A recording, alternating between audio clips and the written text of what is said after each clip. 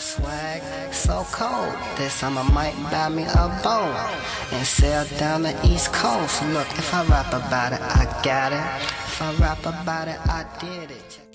Qaw'mane Wilson, better known as Young QC, was an aspiring rapper from Chicago before his life took a dark turn, doing one of the worst things to make some fast cash.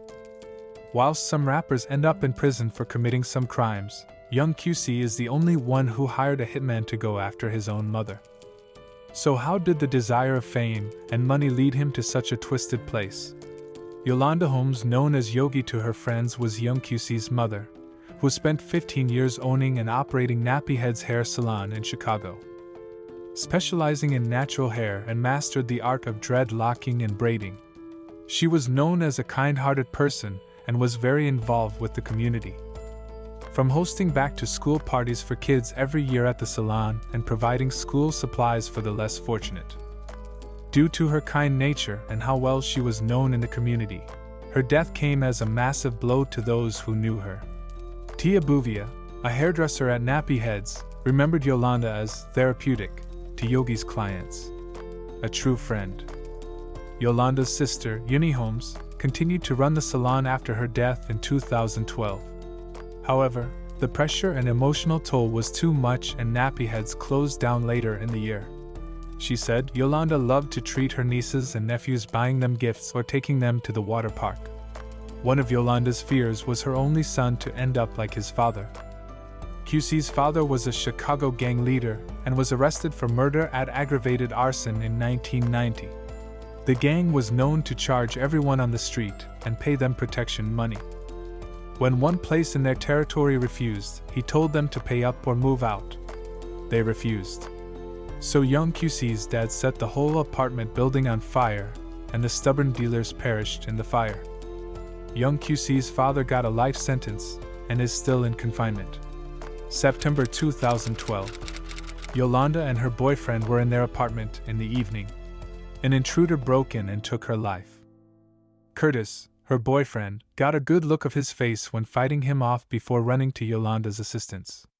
Sadly, it was too late.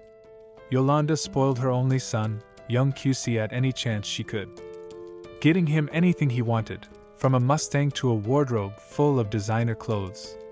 She even sent him to private schools to keep him away from gang-related activities. But QC was either a psychopath or was greedy for money. No matter how much his mother did for him, it was never enough. QC had a YouTube channel called Quirks, containing videos of some rap singles and a web series. He wanted to be a rapper, but it became evident from his videos he wanted the fame and money a rapper has. Music for the sake of music alone didn't interest him.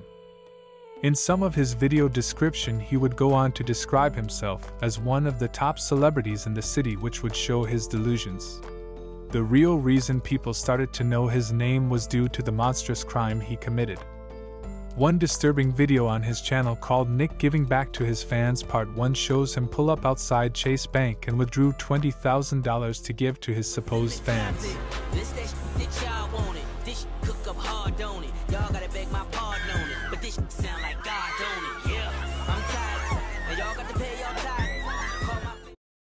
Showing that even when she wasn't around, she wanted to make sure he was looked after. Eventually, he was arrested. QC admitted to plotting against his mother for financial gain. However, he claimed it was only supposed to be a robbery. The getaway driver also claimed it was supposed to be a robbery. Another twist, the hitman, Spencer, told a completely different story. He said that Young QC offered him $3,500 to take his mom out. Even though it doesn't seem a lot for the job, he still took it. He was no expert, and the hit did not go as planned. Before the hitman went into the apartment, QC told him to make sure the job was done. He broke into the apartment and found Yolanda asleep in bed with her boyfriend, Curtis. Spencer then shot Yolanda and got into a scuffle with Curtis. He fled the apartment and called QC to notify the job had been done. Spencer didn't realize he would need to sort out Curtis too, as he saw his face. Despite this, the case was unsolved for around a year. December 2013. The police made an arrest. It is not uncommon for violent crimes to go unsolved in Chicago, as witnesses are usually reluctant to come forward. QC inherited $90,000 after the job, but didn't pay Spencer for the hit. Ultimately, Spencer said he was paid $70. Ironically, QC wound up on the news before he got arrested, but for a totally different incident. He attended the funeral of Hadia Pendleton and happened to be interviewed by a local reporter. Wilson lost his mother to gun violence on November 14th. My mother, she was a neighborhood woman. A guy entered her home, and murdered her, just to steal. Many parents here say this time it feels like it was one of their own.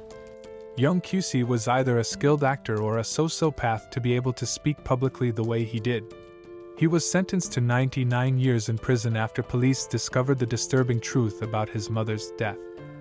The hitman he hired, known as Eugene Spencer, was given 100 years. Both convicted of first-degree murder and will spend the rest of their lives in prison. Spencer was also convicted of home invasion and aggravated discharge of a firearm. The getaway driver, Loriana Johnson, received 14 years for participation. She was 23 when arrested but will be 37 when released. The judge then asked young QC if he had anything to say after being sentenced. QC replied, "Nobody loved my mother more than me. She was all I had." QC's defense attorney has told the press that they have plans to appeal, but they've been unsuccessful so far.